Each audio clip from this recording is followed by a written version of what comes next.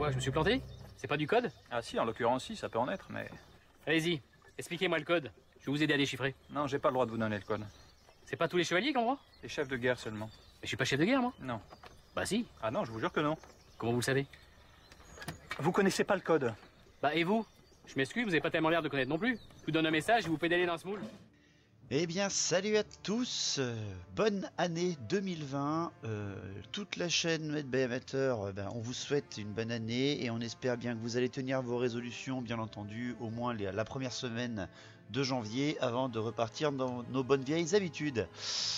Je vous fais cette petite vidéo cette semaine parce qu'il n'y a pas de JDR pour la fin d'année. Je vous fais cette petite vidéo pour démarrer justement cette année 2020, la troisième année bientôt de la chaîne. Hein. Le 10 janvier, on aura 3 ans. Et je veux vous annoncer un petit peu tout ce qui va arriver cette année en plus ou en classique, pour rassurer certains, pour donner envie à d'autres, et tout simplement même pour essayer aussi de recruter quelques petites personnes qui sont peut-être intéressées pour venir m'aider en termes de réal. Qu'est-ce que j'annonce donc pour 2020? Qu'est-ce qu'il y a de prévu? Quoi en 2020? C'est tout simple. Déjà, parlons de ce qui vous intéresse et ce qui m'intéresse bien plus en haut lieu, c'est le battle en V8, bien entendu, le classique de la chaîne, ce qui nous a regroupé quasiment, nous tous, les presque 1500 abonnés et ceux qui suivent. Le battle, bien entendu, ne disparaîtra pas de Made by Amateur, c'est bien entendu. Il évoluera, hein, bien entendu. Il y a déjà des parties qui sont prêtes pour le mois de janvier, sur déjà 3 semaines. Une bataille que vous allez reconnaître, qui sera la première qu'on va entamer pour cette année, c'est la bataille des 1000 canons en scénarisé. Vous la verrez sortir certainement la semaine prochaine. Également, une croisade de pèlerins avec une alliance de pouilleux bretoniens et impériales qui vont affronter des orques et gobelins. Bref, de quoi être sanglant et plaisant pour vous tous. De plus, dans cette section de la Battle V8 sur Made by Amateur, je vais donc développer, bien entendu, vous l'avez déjà compris, on l'a déjà commencé, ce sont les End of Times. Alors les End of Times, hein, c'est un truc qui était un délire au début là sur la chaîne, je voulais voir un petit peu quelques scénarios, et au final, écoutez, on accroche tous, hein, on a envie de voir qu'est-ce qui se passe dans cette réalité comparée à celle des bouquins et qui a clôturé notre monde si bien aimé de la V8. Donc, qu'est-ce qui va se passer dans End of Time? Eh bien, nous en sommes bientôt à un moment crucial, hein, on arrive presque à un moment crucial. Aliatra, donc la fille illégitime de Tyrion et de Alarielle, haute reine des elfes, n'est pas morte dans les mains, enfin n'est pas prisonnière des mains de Manfred von Carstein, donc ça change tout derrière, hein. Elle ne peut pas être sacrifiée pour réinvoquer Nagash. Tyrion ne pètera pas un câble et donc ne prendra pas la faiseuse de veuve, ou peut-être, on verra comment ça va se dérouler. Donc tout simplement, on arrive bientôt là aux grosses parties. Il nous reste l'arrivée sur l'industrie d'Escaven, qui sera la prochaine bataille faite pour la chaîne. La bataille de Xan ou Anapec, c'est une petite dédicace à Vestige qui se reconnaîtra. On enchaînera avec la dernière bataille de Manfred dans l'Empire à Eldenhammer, et ensuite ça sera la terrible bataille des portes de Valhalla, et enfin la grande résurrection de Nagash, possible ou non. Tout simplement, si Aliatra n'est pas récupéré, en tout cas, si déjà Manfred arrive à survivre et à être vainqueur à Eldenhammer, eh bien l'histoire changera directement. Nagash ne sera pas réinvoqué en lui-même, mais simplement son pouvoir sera réinvoqué dans les traits d'un de ses mortarques, c'est-à-dire soit Neferata, parce qu'elle a survécu, mais il faut qu'elle survive aussi à la porte de Valhalla, parce qu'elle a accéléré le pas, hein, elle n'arrivera pas à la porte de Valhalla après la réincarnation de Nagash, mais avant, pour essayer justement d'invoquer son pouvoir en elle, et non pas laisser Manfred von Carstein, et peut-être soit Arkhan, soit Krell, seulement un des deux survivra à la maison Tahal. Ça sera décidé certainement sur un petit scénario ou de mon côté. Et ça sera la bataille entre ces 3 mortarques, certainement la résurrection de Nagash, et bien entendu Aliatra qui viendra parce qu'elle a compris ce qui se passait, elle a compris que le chaos se réveille à cause de l'attaque de l'île de sang, elle a compris que les vampires manigancent quelque chose avec le pouvoir de Nagash et de la nécromancie en Sylvanie, vu qu'ils ont essayé de l'attaquer, et elle a entendu parler des Bretoniens qui ont été attaqués à Maison Tahal. Donc ça sera certainement la grosse bataille de End of Time qu'on fera en février pas avant, hein, parce qu'il y a quand même 4 autres batailles ou 3 autres batailles à faire avant la résurrection de Nagash. Mais c'est pour vous dire quand même que End of Time va gagner de l'ampleur et va très rapidement extrapoler un petit peu par rapport au scénario principal. J'en entends déjà jaser en se disant oh là là, mais c'est un peu n'importe quoi, il quitte complètement l'idée de End of Time. Mais c'était un peu le but, hein, c'était de réécrire moi-même l'histoire selon les batailles qu'on fait. Vraiment, j'essaie de suivre le lore des résultats de bataille. Pour l'instant, véritablement, il n'y en a qu'une seule qui a été différente par rapport au lore. C'est la maison Taal qui n'a pas été complètement vaincue et ravagée. Donc, c'est-à-dire que le bâton de Nagash n'est pas d'entre les mains d'Arcane. Arcane et Krell et Kemmler ont été stoppés directement à la maison Taal. Il n'y aura donc qu'un seul survivant sur ces 3 qui aura réussi à se sortir des décombres. Voilà ce que je pouvais vous dire un petit peu sur End of Time. S'il y a des joueurs qui regardent, qui écoutent cette vidéo et qui sont intéressés pour participer avec leurs armées, pour amener de la troupe, je sais qu'il y en a certains qui me parlent d'amener des armées de Nurgle pour la suite de End of Time, etc.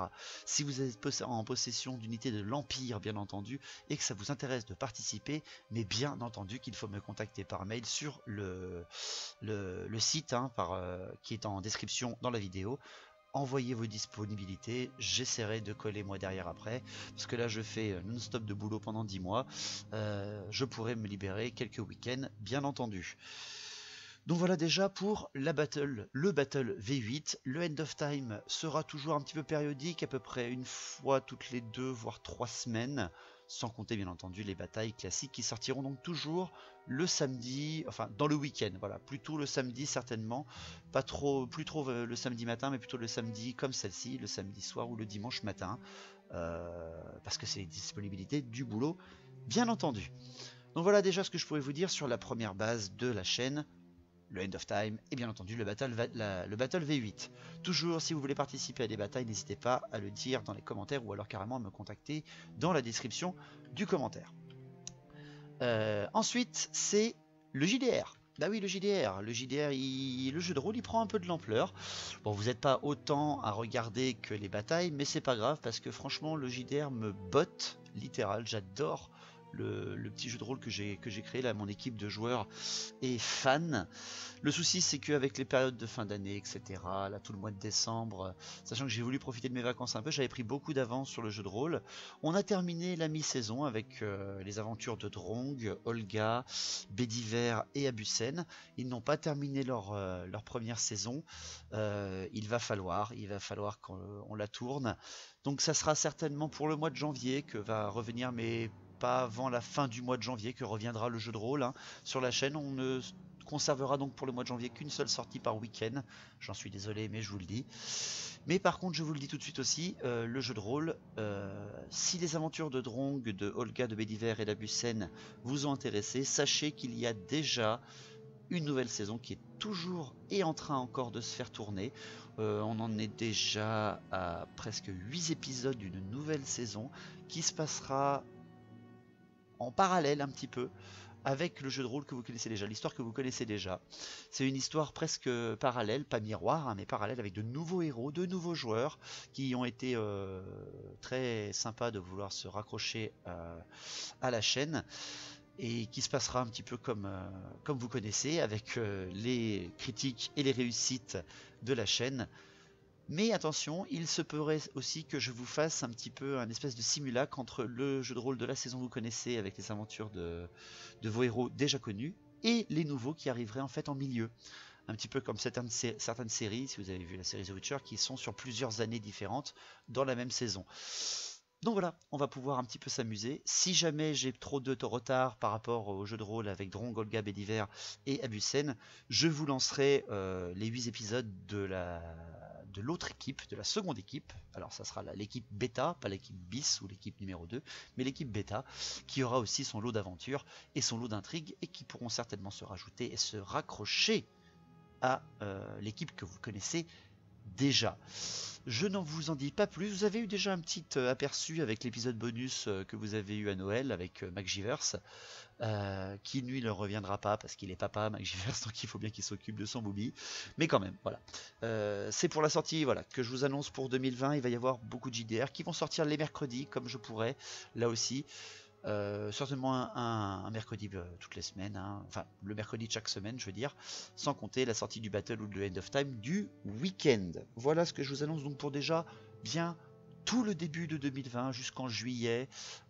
J'ai de quoi vous occuper déjà là, au moins jusqu'en février, en tout cas pour le jeu de rôle. Et enfin c'est la petite nouveauté qu'on va faire sur la chaîne, mais là ça sera pour après les vacances, c'est-à-dire après août très certainement, parce que j'ai beaucoup de boulot cette année. Après août, eh bien, on va vous proposer sur la chaîne le 3e acte et les 3e nouvelles que je vous annonce pour ce week-end, enfin pour cette semaine, c'est la nouvelle campagne. Une nouvelle campagne, là aussi c'était pas hyper suivi sur les anciennes, mais c'est pas grave, ça me botte aussi, j'ai un bon groupe de joueurs, et en fait cette nouvelle campagne, eh bien je veux y amener une petite nouveauté, c'est que cette nouvelle campagne de Warhammer de Made by Amateur, déjà elle s'appellera la campagne l'expédition dans les terres sombres, avec cette carte que j'ai réalisée, une carte avec 6 joueurs, là aussi encore une fois, mais attention, ça sera des règles que vous connaissez déjà classiquement si vous avez suivi les campagnes de la chaîne. Mais c'est surtout que les batailles ne se feront pas sur la table, voilà, parce qu'on n'a pas tous les mêmes disponibilités, même moi j'ai plus beaucoup de disponibilité, et au lieu de délite la chaîne, et bien tout simplement j'essaie d'évoluer, et en fait les batailles de cette campagne se passeront sur Total War Warhammer 2, voilà comment ça se passe. Je vais essayer de faire, alors pas du stream, mais essayer de faire un petit peu des montages vidéo. Je serai un espion, un petit peu en fait un espèce d'envoyé prophète Griscaven qui va observer un petit peu tout ce qui se passe dans ces terres sombres et qu'est-ce qui se passe avec ces 6 armées qui s'entretuent sur ce territoire. Je regarderai les batailles un petit peu de loin et je vous essaierai de vous faire un petit peu des montages vidéo un peu classique. Alors attention, je précise tout de suite, mon PC n'est pas assez puissant pour faire du HD 4K 1080p, hein, c'est pas possible. Mais c'est pour essayer, voilà. Je veux essayer le truc. Si ça marche pas, et ben ça marchera pas. Mais c'est au moins pour vous faire plaisir. J'espère que vous apprécierez le geste et la nouveauté, là aussi. De toute façon, nous on est déjà à la fin de la première phase de jeu sur cette campagne. C'est la fin du printemps. On a juste tourné. Je n'ai absolument rien monté pour l'instant. Donc ce sera pas avant la fin de l'été. Voilà, c'était pour vous tenir au courant. Donc une dernière petite annonce avant que je clôture, c'est pour le JDR. Si jamais il y a des amateurs parmi vous de dessin, je suis extrêmement preneur. Vous me contactez là aussi par mail sur le lien dans la description de la vidéo et par le site, et vous me faites en même temps que votre mail un petit croquis des expéditions de Drong, Olga, Bédiver et Abusen, et vous essayez un petit peu de me faire 2 ou 3 petits dessins, et moi ça m'intéresserait beaucoup un petit peu là aussi pour plagier complètement le bazar du grenier avec Sorina, de faire en fait, au lieu de simplement mettre toujours les mêmes images, d'embellir un petit peu le JDR avec des petites esquisses de vos mains. Donc voilà, si jamais ça vous intéresse, n'hésitez pas. Merci à tous, on est bientôt 1500, rendez-vous compte, il y a 3 ans on était quelques dizaines. Ça me botte toujours autant, ne vous inquiétez pas. Marie-Camille est toujours prête à me rouler dessus, vous inquiétez pas non plus. Et on fera par exemple la bataille anniversaire aussi pour finir la vidéo, qui se passera donc, qu'on tournera en janvier. J'attends que certains joueurs rentrent de vacances ou rentrent de voyage, et certainement qu'on va utiliser en fait les persos du JDR sur la table, un petit peu en mode Mordheim, pour voilà, pour se bader, voilà, pour faire un truc sympatoche. On a acheté les figurines exprès. Je continue à investir un petit peu, j'ai investi encore hein, dans un trône de sabbat, dans des seigneurs guerriers du chaos sur Manticore, pour amener de super belles figurines pour les End of Time et les battles, pour aussi augmenter un petit peu le choix d'unités et vous faire plaisir toujours plus. Malheureusement j'ai pas beaucoup évolué dans la peinture, mais je ne peux pas être bon partout, je suis désolé. La chaîne restera une amateur, je vous le précise aussi, il n'y aura pas d'Age of Sigmar, je suis désolé, vous faites la pression, mais je m'en fous, j'aime pas Age of Sigmar, je suis désolé, mais j'amène un peu de nouveauté quand même avec la campagne et le Total War Warhammer 2 un petit peu classique dedans, pas en HD. Voilà, écoutez, c'était tout pour cette semaine, désolé, j'ai pas grand chose d'autre à vous dire.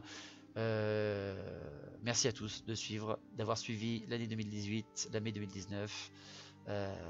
On se retrouve la semaine prochaine, même ce week-end, pour la sortie de la première bataille, qui sera la bataille des 1000 canons, nains et impériaux contre Royaume Ogre pour ce week-end.